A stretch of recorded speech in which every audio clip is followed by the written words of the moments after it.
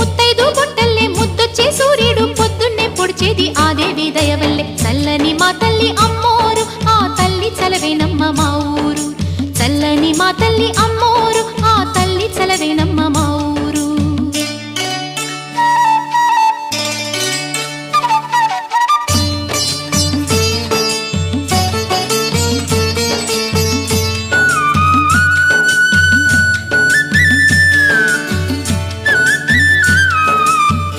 రంగవల్లి ముంగిలి కందం